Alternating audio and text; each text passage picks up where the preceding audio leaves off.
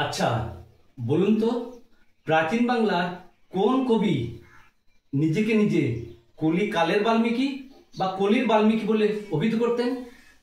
সুন্দর নন্দী।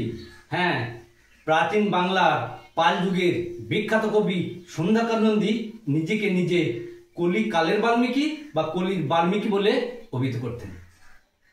তিনি কোন গ্রন্থ লিখে নিজেকে নিজে অভিহিত করতেন? না, তিনি রামচরিত গ্রন্থ লিখে নিজেকে নিজে এইরূপ অভিধায় অভিহিত করতেন। তিনি কেন এইরূপ অভিধায় অভিহিত করতেন? না,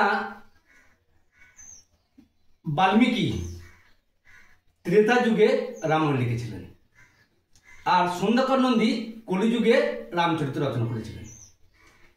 এই বাল্মীকি রামায়ণের সাথে রামচরিতের কাহিনীর অনেক মিল পাওয়া যায়। যেমন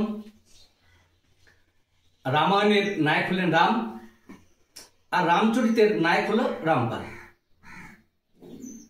রামায়ণের রাম রাবণের হাত থেকে তার পত্নী সীতাকে উদ্ধার করেছিলেন, আর রামচরিতের রামপাল তার পিতৃভূমি বরেন্দ্রভূমি কৈবর্তদের হাত থেকে উদ্ধার করেছিলেন।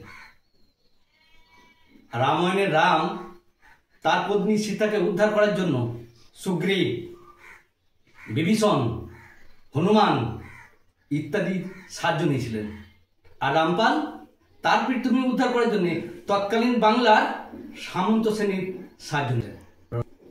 অর্থাৎ রামায়ণের আদলে তিনি রামচরিত রচনা করেছিলেন। এই জন্য তিনি নিজেকে নিজে কলিকালের বাল্মীকি বা কলির বাল্মীকি বলে অভিহিত করতেন।